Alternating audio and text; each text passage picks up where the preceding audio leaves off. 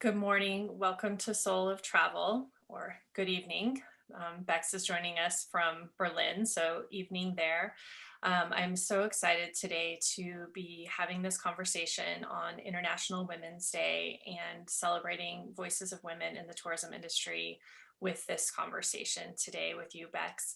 I have been following you in the tourism industry, and especially in conversations in diversity and inclusion, and really been inspired by the space that you have created for those conversations that are so important right now, and just really looking forward to bringing all that you have to share to this space and this conversation today. So thank you so much for being here on a really exciting and important day for this conversation.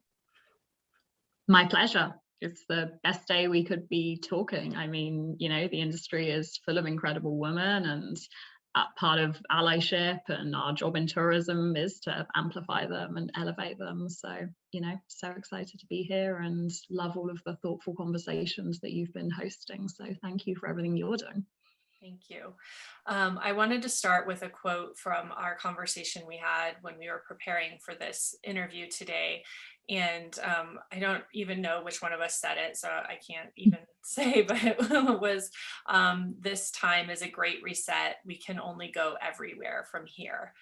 And I just love that idea of instead of looking at this moment in time, especially in the travel industry, as a great loss, as really a great opportunity to see that everything is available, and also that it's kind of been an equalizer in that every brand is now in the same space where before some of the smaller brands were really in competition with larger brands, but really now we all hold the same space. And so I think that just it gives so much room for everyone to have an equal voice in this moment in time. And we both really know that the travel community is unique. It's full of, like you said, so many people working to make an impact, who are caring and compassionate and really solutions oriented. I think I find that, like, we see a problem and we're like, okay, how within our community or within our abilities can we make a difference, and what can we do? And so I would like to just kind of start from that space of looking at the possibilities. And I know one of the things that came out of our conversation was digital equality, and this idea that more people can be a part of the conversation. And as an example of that, this week I'm promoting my Soul of Travel podcast interview that's releasing with Rosette Dekul and Hannah Bamwarende from Uganda. And I met them through LinkedIn. It was a conversation that would have never happened without this pandemic and without the way people have been connecting to create community. So I would just love your thoughts on that, on kind of this digital equality and how you see that influencing the space of travel and really just communication and community. Yeah, I mean, as you said, I think this time can be seen as a great reset and equalizer, because essentially everyone in the travel community wants travel to return and sees all of the myriad benefits that it provides, but wants travel to be better and wants the industry to push itself forward. And I think what's been interesting is really the combined impact of the pandemic and the Black Lives Matter movement that came to a greater prominence in June of last year, because everyone was at home and they were protesting and they had to rely on being online. I think we really did see digital channels and social media channels being used for education and activism like almost never before.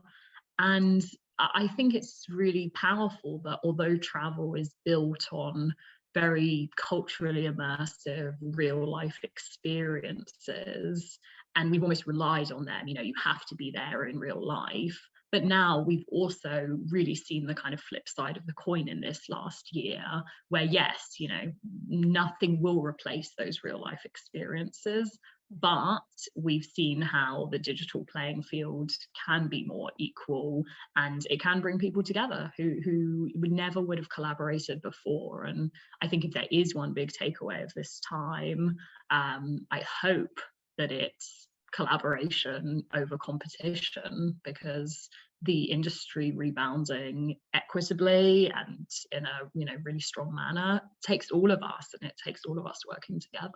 Mm-hmm. Yeah, I mean, Soul of Travel wouldn't really have existed without this time, because so many people were available and open to having these conversations. And because of that kind of equality feeling, or that leveling of playing field, it didn't feel as awkward to reach out to people who maybe I wouldn't have approached in, if we were at a conference together. It just wouldn't have happened the same way. So I'm really grateful for that feeling of this time.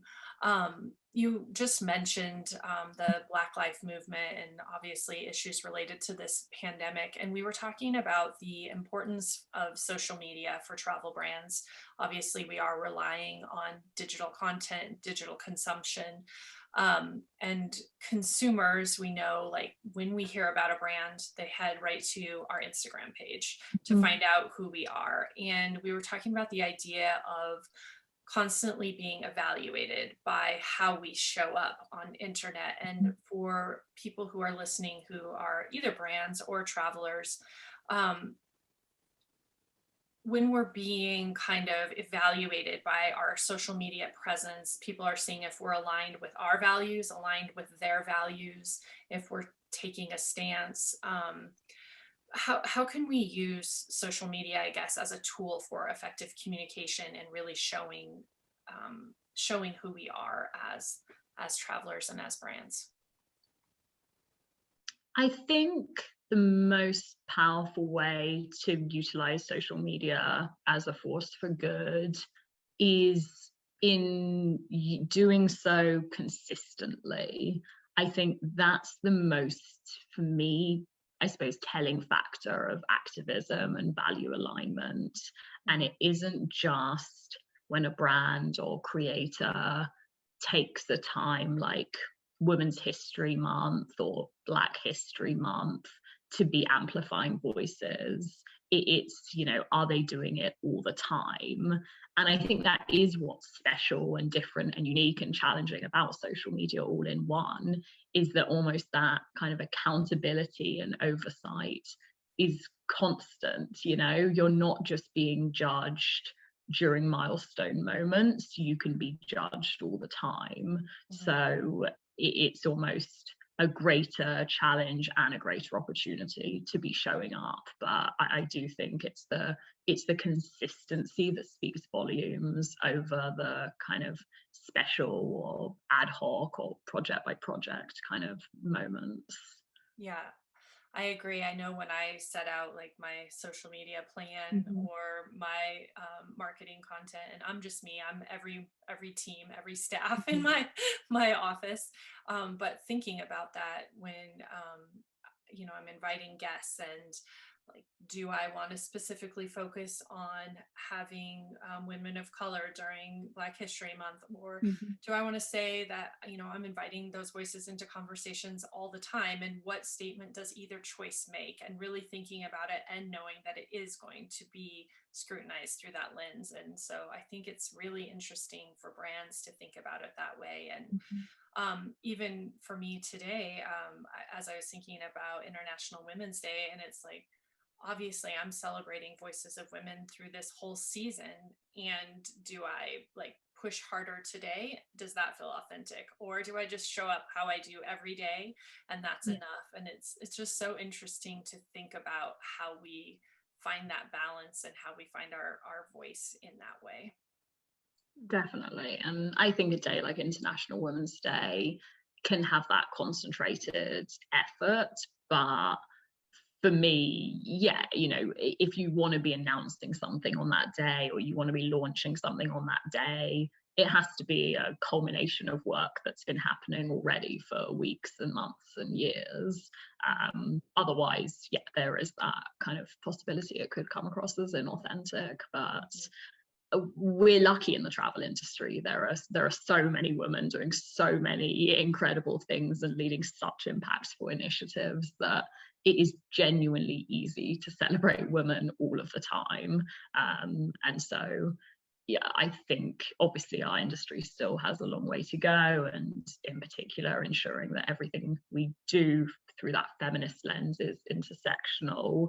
But I think we're actually ahead of a lot of other industries, and women have been leading the way in some ways for a long time. Yeah, I think, and I don't know if you feel the same way, but I think maybe it's because we are fortunate enough to be traveling. And so we see the inequity around the world. And so it's more obvious to us. Whereas I think if you live, and work only in a Western culture, you're not constantly seeing, what life is like for women in rural developing countries where that gap is even further. And so I think maybe that's why our space, why the space of travel has that feel where we're really already working towards that goal. Yeah, I think there's probably myriad reasons. I think travel can be such a powerful distributor of wealth that it is perhaps more innate to women to be the ones driving that, because they simultaneously need it more and can therefore be empowered to actually be making those changes. But that isn't to say that we are at a point of equity or equality in our industry, and you still have to look at the C-suites and the executive teams of a lot of the big travel companies there, and it is still unfortunately a situation where there's absolutely not 50% gender equality at the very top ranks of a lot of companies. So any company that is being very proactive should be applauded, but there's definitely still a long way to go. Yeah, I mean, that's where this season of solo travel really started for me, was kind of thinking about who my mentors were and my kind of heroes in this industry, and how many of them were women, and then thinking about like, why were they my heroes? Well, they were the like 2 or 3 women who were lucky enough to be on stages at events that I was at, and it was definitely not a fair representation of voices on those stages. And knowing so many great women in this industry, I was like, okay, this is my opportunity to create a space for those conversations and to bring their work to light. So I agree. I think that it's a little bit ahead, but definitely has room to grow. When we're looking at content creators and thinking about the responsibility of content creators, we were talking a little bit before about how content creators are like the new travel agents, that really people don't go for a brochure. They don't go to a tourism office and pick up 10 brochures and then decide where they're going. Again, they see what's coming at them from Instagram, and that influencers are shaping where we're going. They're shaping how we show up. And I love this idea of thinking about the ethical responsibility of influencer marketing. And you mentioned the difference between maybe an influencer and an ambassador for brands. And I'd love for you to talk a little bit about that. Yeah, it's been such a pivotal time for influencer marketing, and I think it is important to stress that influencers are not going anywhere as a notion, and it is literally just the 2021 equivalent of having a celebrity on a billboard. People are always going to trust people over brands, and so the idea of having people humanize your brand is of course not going away. But I think influencers have come under fire in this time, because it's so clear that they do have that responsibility, and there's always going to be people who, you know, abuse that responsibility and who make decisions that are perhaps not the most ethical for people and planet in this very precarious time. So I suppose, how can you safeguard against, if you're a brand working with influencers who are gonna, you know, you want them to make the right decisions and to represent you well. For me, having more of an ambassador type relationship as opposed to a one-off influencer relationship is gonna really create a greater level of trust on both parties. And so for me, hopefully the future of the industry and the ways in which creators work with brands is that we really do step away from those one-off pay-to-play sorts of partnerships where you can very much tell that it's a one-off static Instagram post that has been paid a set, you know, lump sum, and the wording's all been arranged in advance, so that it just feels inauthentic and it is ineffective. So what I really tried to do in my role, managing content creators at Intrepid Travel, was to just breed those long-term partnerships, because I think they're the ones that really pay dividends. They're multi-layered, they're exciting, and that influencers audience, when they hear about a brand time and time again instead of just once, are far more likely to actually rate it and get to know it. And so the ROI is there from a purely kind of financial perspective, but it just makes so much sense, and I think it will lead to a greater trust in the industry. Yeah. And I love the idea of humanizing products too, to make them more relatable, especially for when you look at the like sort of niche markets of travel, where adventure travel, ecotourism, responsible tourism, it's like the storytelling and really understanding why that's important is the magic behind that type of travel. And I've spoken with some other people about that, where, like, for instance, when I started out in the adventure travel segment, and I remember the first time I went to the conference, like every person there was wearing, you know, fleece vest and chacos and like, you know, river pants. Like you could tell these people were adventure travelers. And in that space, I was like, oh, this is my people. Like, this is not shiny people in suits selling me things that I don't think I need. This is people who love the planet and believe in travel. And so I was so excited. And I've seen brands that kind of started in that same space, where they were people who loved travel, they loved exploring, and they wanted to bring people on adventures with them.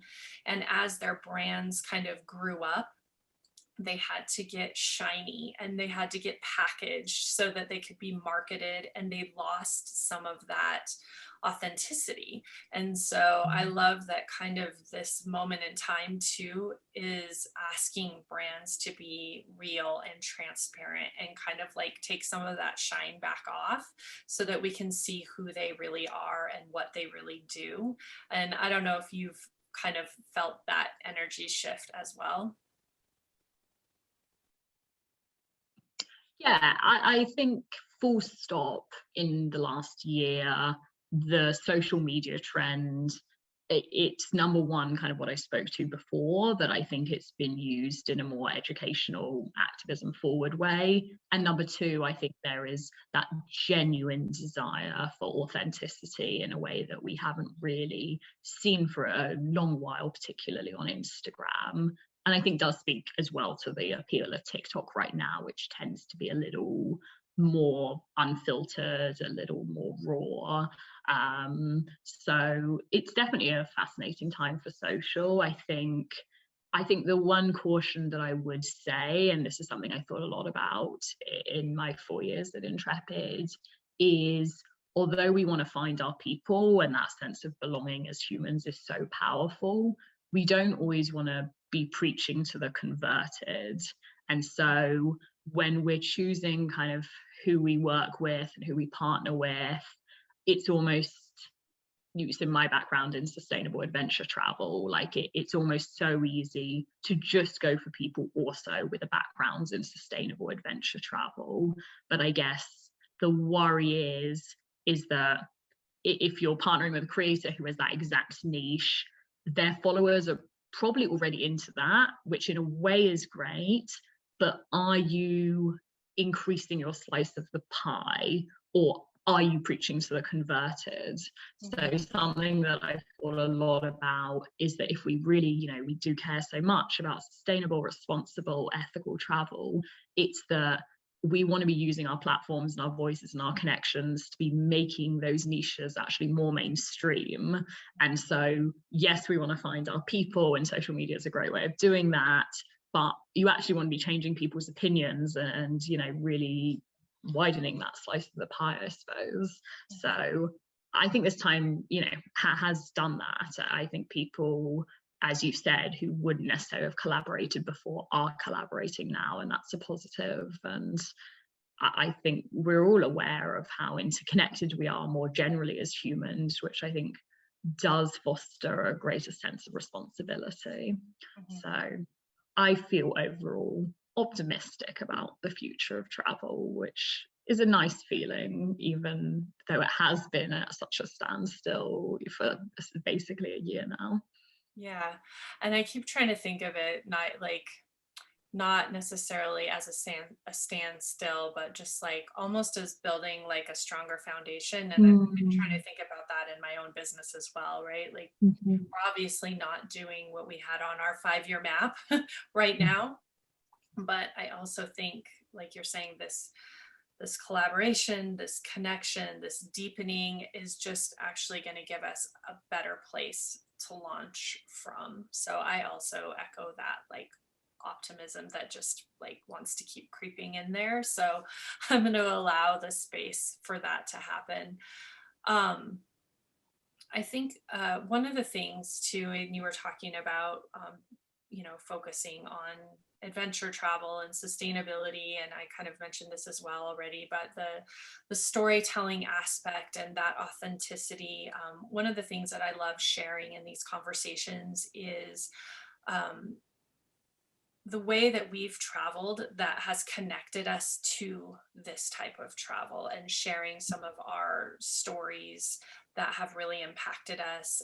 You also mentioned, and I didn't say it as I was introducing you, but you did spend 4 years working at Intrepid. That's how we connected. And you have recently transitioned to a new career, which I also really love, because I know for you that was a decision based on what you needed, and you went through all of the things that we go through when we're decision making. Like there's this beautiful community and this tribe that you've really been a beautiful part in leading great conversations for, and yet there was a part of you who needed something else. And in my conversations, we're constantly speaking to that like idea of living your truth and answering that calling. And sometimes it's the call to travel that people are hearing, but really answering that call of your heart. So one, I just want to honor that you've done that, and also acknowledge that I know you'll be missed as being an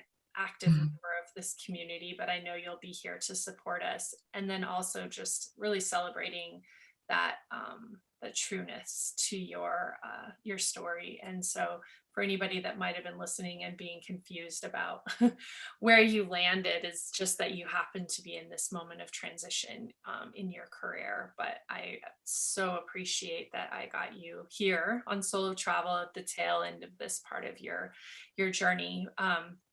But when you were with Intrepid, I know that you took a really powerful trip to Myanmar that was a community-based tourism FAM, and you had shared with me previously a little bit about that. And I just wanted to invite you to share what that experience was like, and paint a picture of what that type of travel has to offer for people who might be listening and curious about more meaningful travel.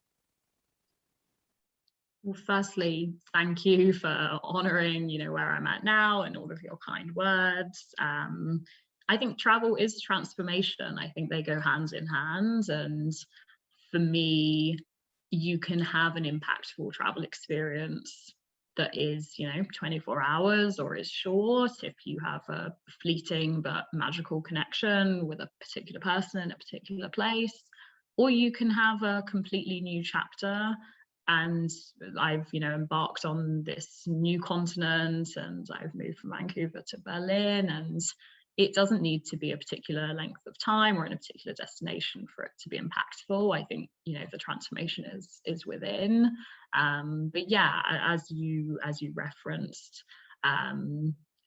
definitely the trip that I took to Myanmar with Intrepid Travel was one of those ones that really stood out. And like it is with the best of these trips, the people make the place. And I think when we all look back on our travel experiences that are particularly impactful, it truly is because of the people at the end of the day, whether it's those you're traveling with or those who you met in destination. And this project that I visited was incredibly special, and it's somewhere that travelers on our trips to Myanmar spend 2 nights. And it's essentially a community-based tourism project that is a good few hours drive away from any of the bigger cities in Myanmar. So it's in a very, very rural part of the country, up north, in a part of the country that is actually suffering from deforestation and also suffering from the classic sort of rural challenge and of the brain drain, where young people leave in search of bigger cities, in search of employment, essentially. And so that sort of ecological and social problem has really manifested in quite a lot of poverty in that part of the country. But Intrepid had basically worked with a local NGO, ActionAid Myanmar, to set up what this community-based tourism project is. And it's a really, really phenomenal project that is basically set in the middle of 4 different villages in this part of Myanmar. And so it's almost like a homestay, but it's less invasive to an actual family. And so the Intrepid group, which tends to be about 10 travelers or so from all around the world, they spend 2 nights there in the middle of these 4 different villages. And they spend different amounts of time with the different villages. They might do a cooking class with one village, they might do a bike ride with another, they might do a weaving class with another, all sorts of different things. But essentially the aim is that all of the surrounding villages benefit from that tourism. It isn't just one family or it isn't just one community. And the travelers themselves also get involved in local tree planting efforts. So it's sort of combating the environmental problems as well as combating the local employment and financial sorts of problems there.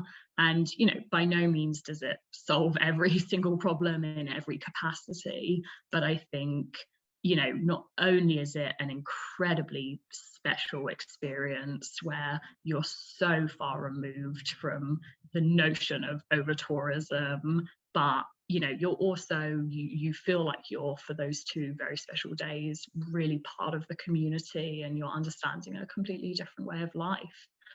And so it was really beautiful. It's no plastic zones, there's no single-use plastic allowed. The lodge itself is right on the river, like you see beautiful sunrises, beautiful sunsets, and you see these livelihoods that have genuinely changed because of the project. And these women, they wouldn't have jobs, if it wasn't for the project, and it's completely changed their life in the 2 years that we've set up that lodge with the local NGO. So it's just a nice example of, when a travel company can work with a local NGO already doing fantastic work and really serve them the sort of impactful quality tourism that can be a force for good. So my 2 nights there were very special, and they're the sorts of travel experiences that I hope people will continue to seek out post-pandemic, because they're ones that where you can feel as a traveler that you really are doing good with your tourism dollars. Mhm. Um, I had a similar experience in the Amazon in Peru, and we went to a village where we were partnering with a established NGO as well. And I think that's really important Mhm. because I think that helps to make sure you're meeting a need that exists versus coming in and just trying Absolutely. to fix something that may or may not be a problem. But Mhm. they have a community garden, and it happened to be a time where they were replanting, so they actually needed, hands to Oh, help support that.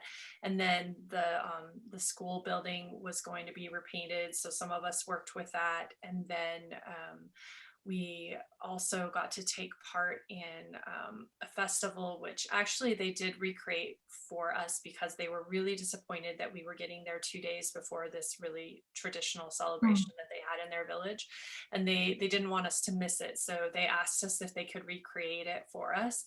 And so it was so fun, because it's like, imagine if you landed somewhere that celebrates Christmas, and then the kids all got to have Christmas like 2 days early, and extra Christmas.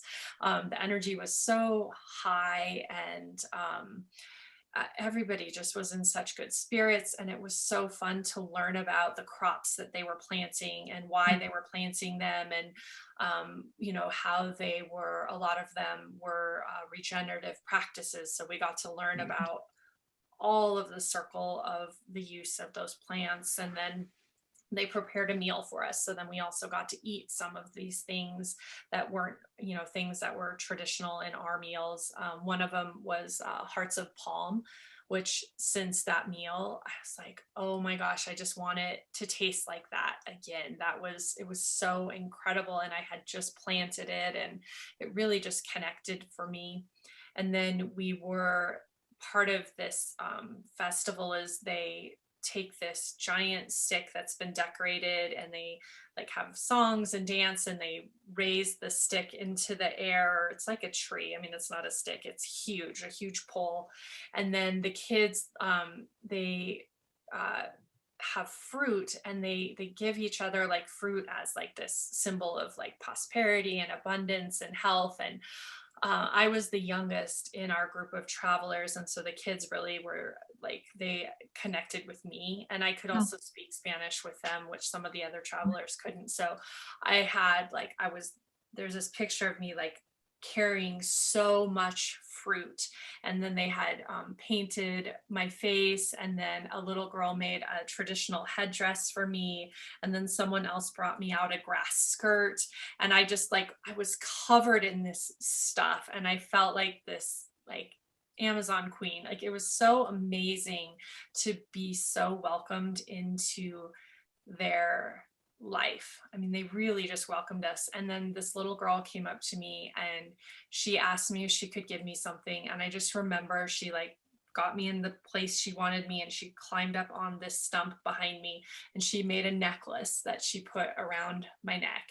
And I just was like, I was beside myself. It was so beautiful. And it was that type of really honest personal interaction, that when I started to create experiences, that I wanted to be a part of what my travelers would get to experience, because I learned so much about their culture, and so much about the environment, and just like walked away really a different person. Like, I just would have never expected to have that type of connection with people that who we normally, we couldn't, our brains couldn't understand what it's like to grow up on a river in the Amazon that you can only reach by canoe after driving and in this amount of time.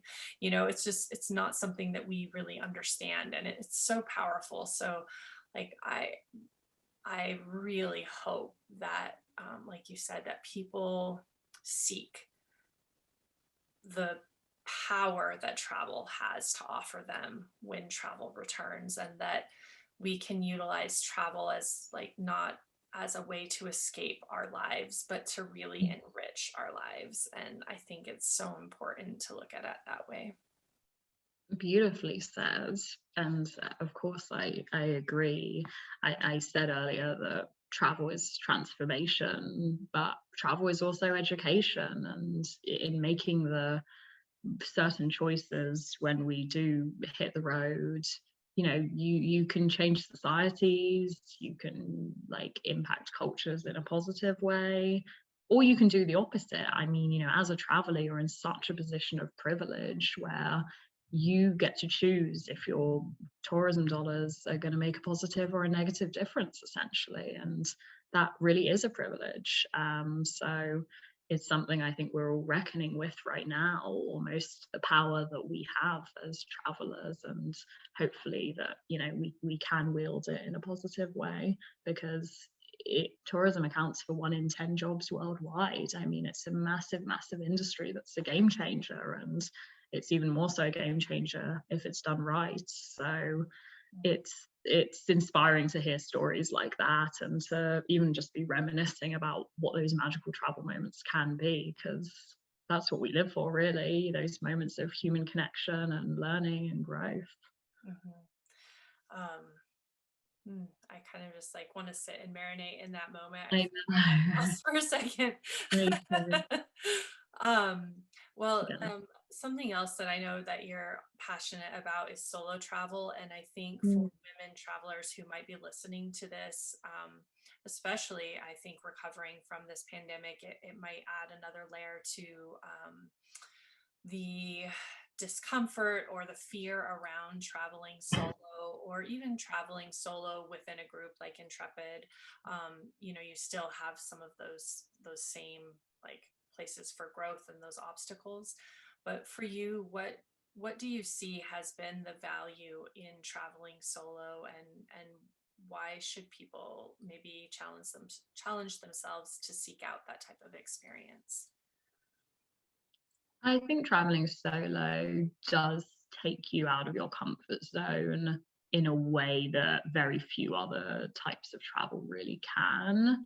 Um, I think there's a reason people do almost glorify it or talk about it a lot, and that's because it's almost high risk, high reward, isn't it? It can be scarier, and it is more likely perhaps to not go to plan. But I think when you do take those risks, you do then set yourself up for those bigger rewards where you really are more likely to connect with new people. You're more likely to be your most vulnerable self and have all of the magic that comes from that, and being open to new experiences. And so when I look back on, I suppose, my most visceral and emotive and impactful travel memories, I mean, they really are broadly ones where I was traveling solo, or like we said with Intrepid, I was traveling solo on a group trip, but still very much arriving myself and leaving myself. And it forces you to reckon with who you really are and what you really like when there's no one else calling the shots. And I had a very kind of pivotal first big solo trip about 6 years ago when I went to Morocco for the week, and it was certainly challenging at times. It really, really was. But I look back, and when you have the lowest of lows, you tend to have them balanced out by the highest of highs. And so it's only in embracing the fringes of travel that I think you kind of do experience the best of it. But I understand that there's definitely a whole lot of extra things that women think about that men do not even pay a second thought to, in terms of safety, in terms of all of those things. And I guess that's the real International Women's Day wish, isn't it, that we don't have to think about those things, and that actually we can just do whatever we want, and that issues regarding safety are literally not issues whatsoever. So it's fraught with, for sure, more potential difficulties, but more potential magic too, I think. Mm. I love that wish. Like, um, especially I have three daughters, and this is Mhm, some of the things we were talking about today. And like my idea, is that, they get to set out on a journey, like you said, mhm, where none of this is a concern. Like it's mhm. just that they can be themselves Yeah. without that being something that puts them in harm's way, or will not allow for them to have the fullest expression of any experience because of their gender, or Mhm. um, so I think that's so powerful, and I love thinking about that as a goal that hopefully can be obtainable, Yeah. certainly in their lifetimes. I hope for that.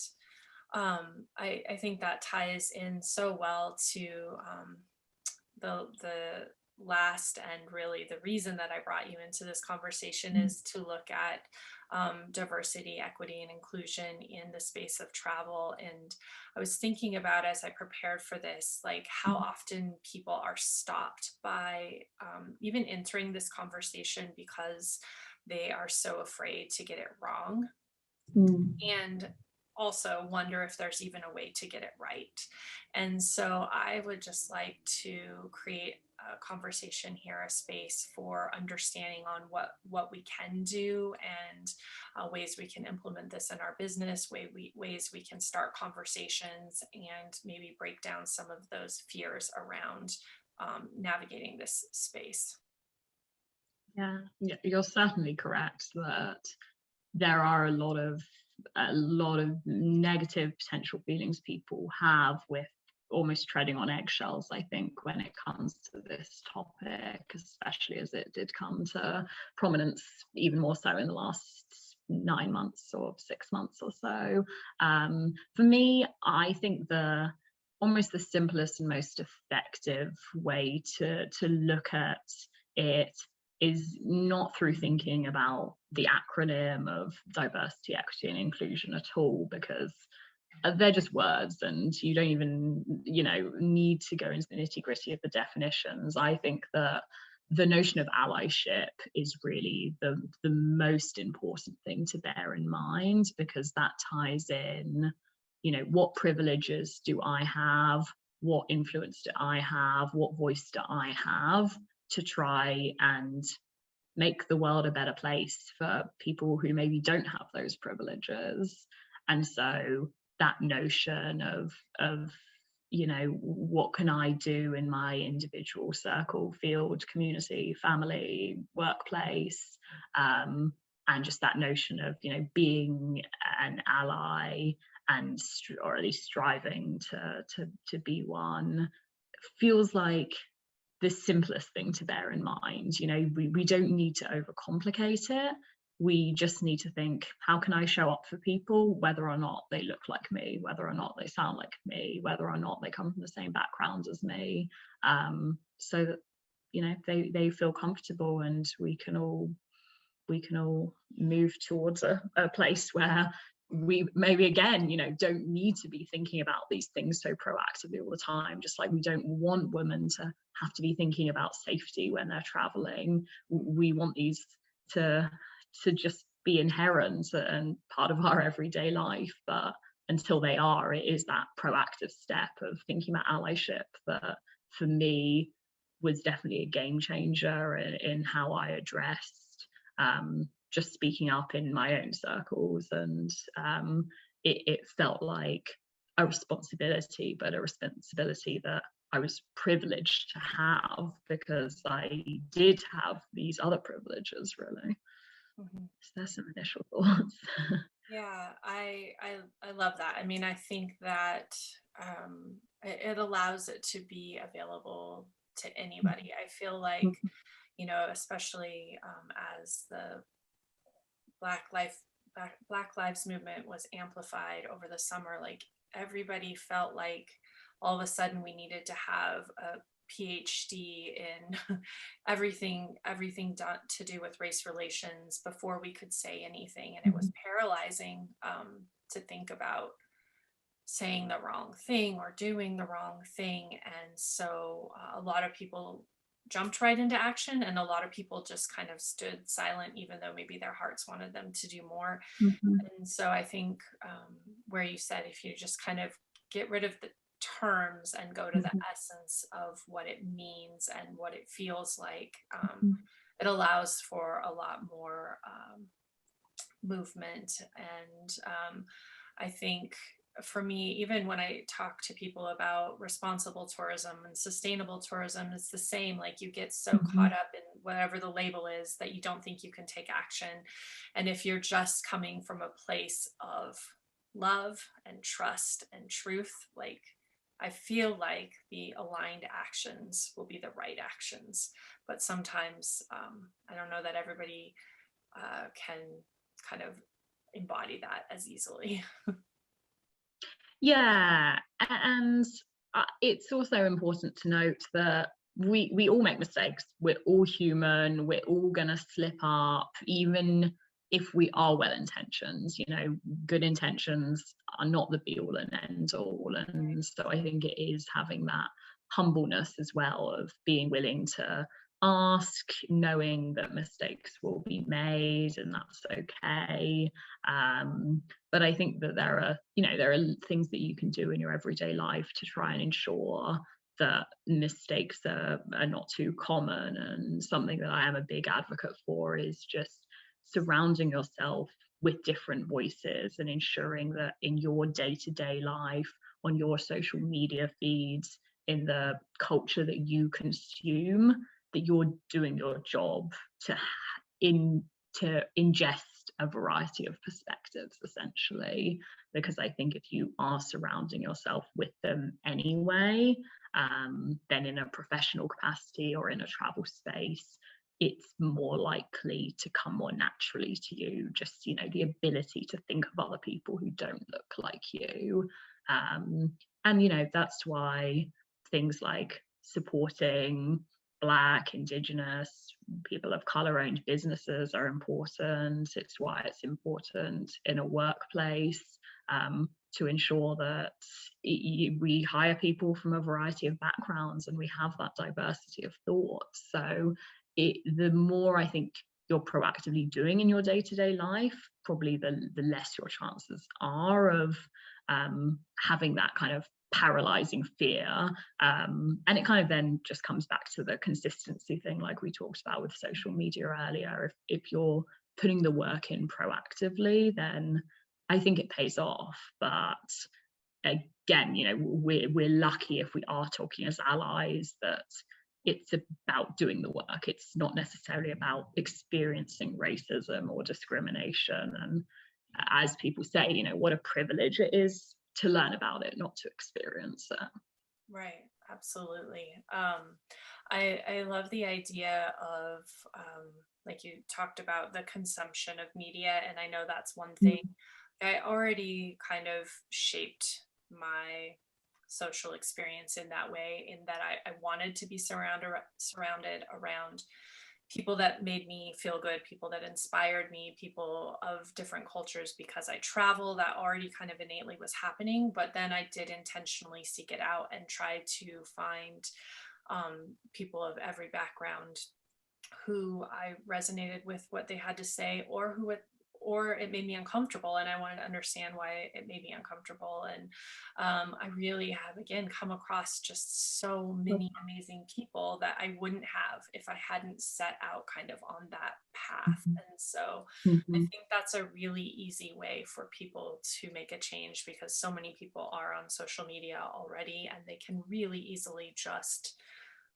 seek out Yes. someone else to have another perspective and to just hear another side of a story. And it's really it's so powerful when you have an aha moment because of hearing someone else's story where you don't understand, because like you said, you haven't lived that experience, and then to hear that lived experience, it's really impactful. So I love that as a real simple tool Yeah. to bring this to our lives. Yeah, and the people and the resources are always there. I think that there's never a valid excuse to say like that the voices don't exist or the perspectives aren't there, because we have Google at our fingertips, and so it is just that proactivity, as you said, and that understanding as well that social media can be an echo chamber, and it's all of our responsibilities to kind of take ourselves out of that a bit and to try and have that difference of opinions and that global outlook, because isn't that what we want as travelers anyway? I think so. Yeah. And I think this ties back to that digital equality kind of that we were Mhm. talking about before, is now there's even so many more places to find different voices because it's just opened up. And also, so many people are putting out great content that's free. And Yeah. you can attend. I mean, I think I've attended 3 panels that you were sitting on talking about this topic, and so many other people that I just joined. It didn't cost me anything. I just invested my time and, had an experience that enriched my knowledge, gave me Mhm. something else to build on. And there's just so much available right now that people can participate in. And I think, again, this time is that space to just to reset and take advantage of what's coming out of this time and space. Yeah, absolutely. And to have that understanding as well that we talked about influencers earlier, but we are all influencers in different ways because we all have a sphere of influence. And I think that's a heartening thing to bear in mind, because we can all do good in our everyday lives, in our families, in our workplaces, through our travels, because we all make decisions every single day. And so it's easy to lose sight of our individual power when you think you know big businesses have all the power or big influencers have all of the influence, but in a small way we literally all do. And so it's just a case of, I suppose, being more mindful with those everyday decisions, which makes me sleep better at night, because feeling powerless isn't useful, is it? Whereas actually feeling empowered to be the change we want to see in the world is a really valuable feeling to have. And we are lucky and we can do things with that luck. Yeah, I love thinking about what our sphere of influence really is. And Mhm. my kids keep me in check with that all the time because they say stuff and I'm like, where did that come from? I'm like, oh, well, of course, because I was talking about it, but I'm not always conscious of how much they're listening. And for me, just knowing, they're going to set out on their 3 individual lives and they're going to take all of that with them. So that in itself is a pretty huge sphere of influence, the one that's most important to me.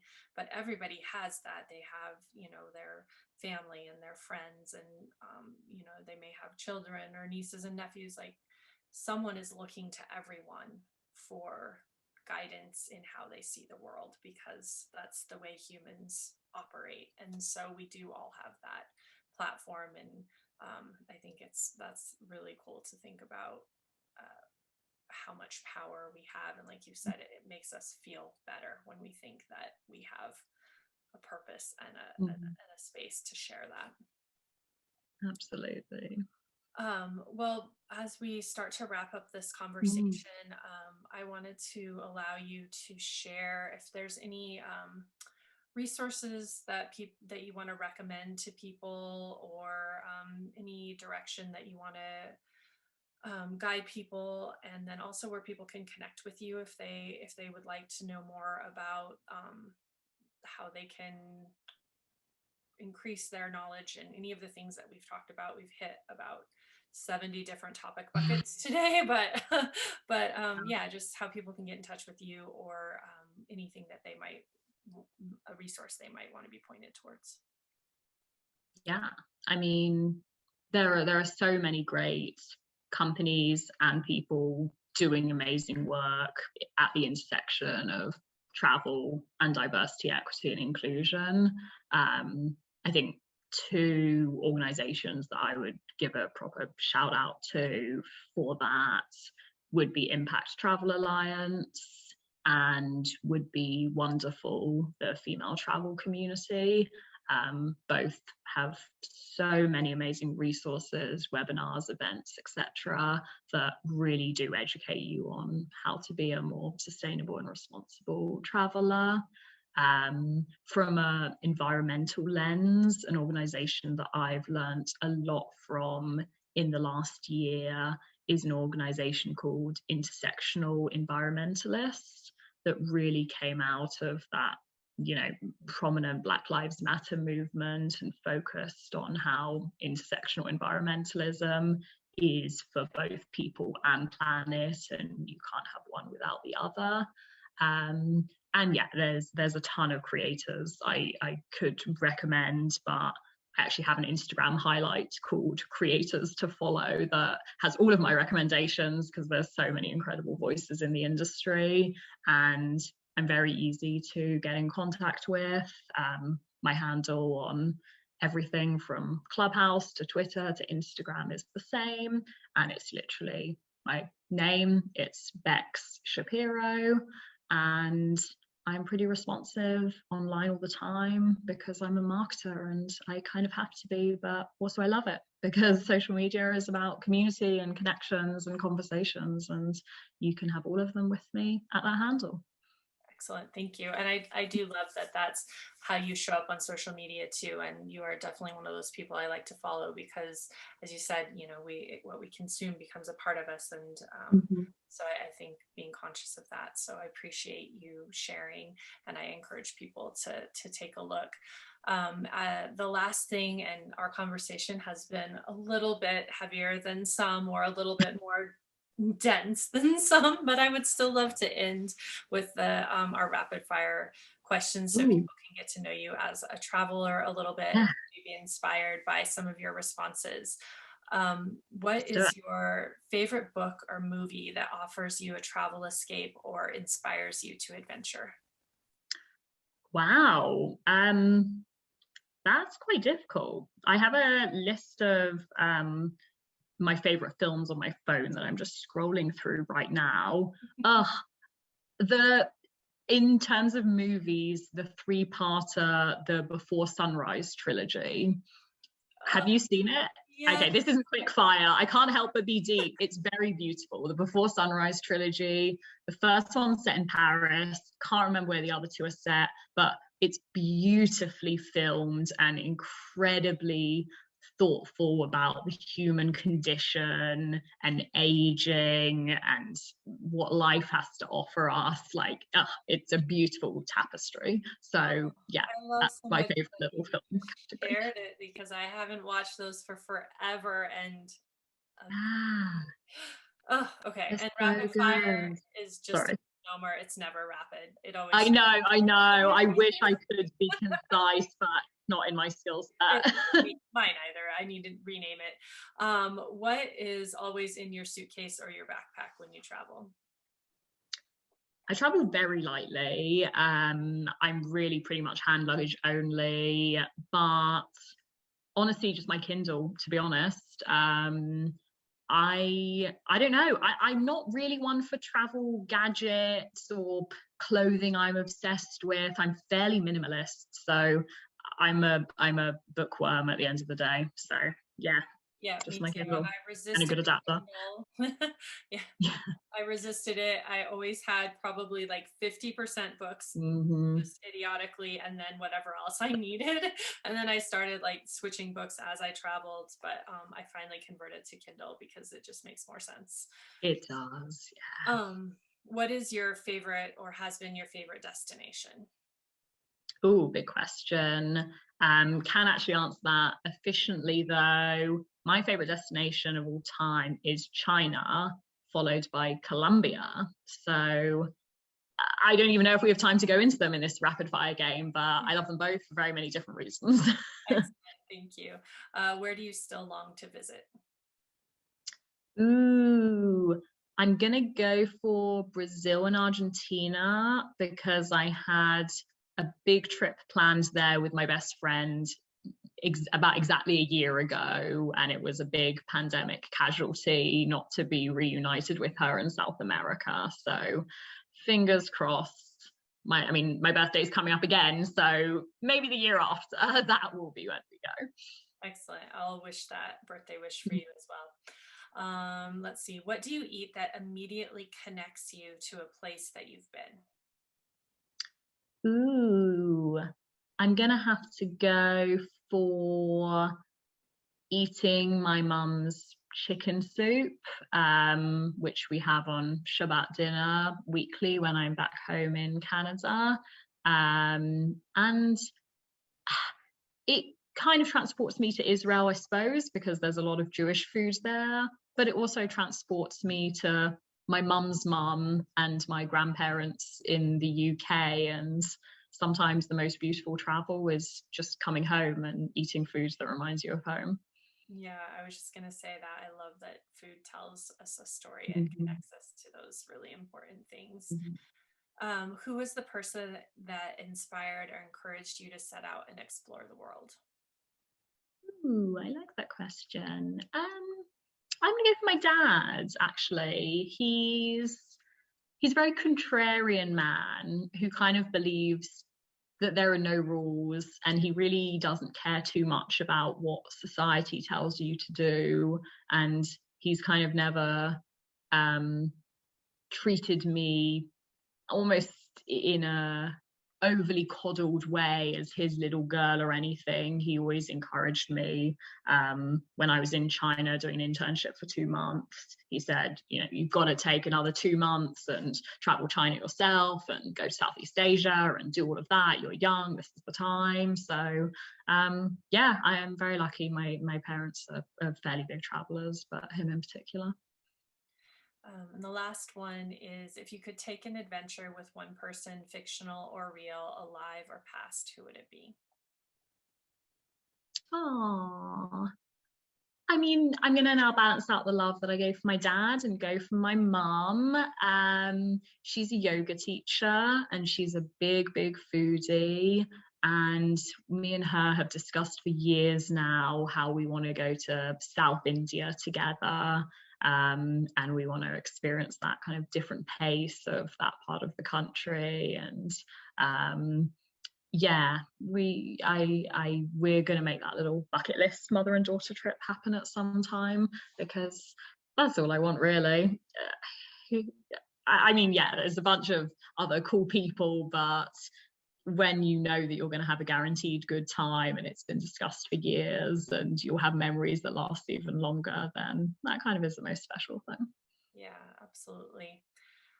Well, thank you so much for this conversation. I had been looking forward to it for so long, and it was just what I wanted for this day. So I really appreciate you being here. It was an absolute pleasure. Thank you for having me. Thank you for your thoughtfulness and your grace. And I hope it's been a good conversation for all the listeners and that we can all take value and heart into our lives and our travels. Thank you. Cool. Great to chat.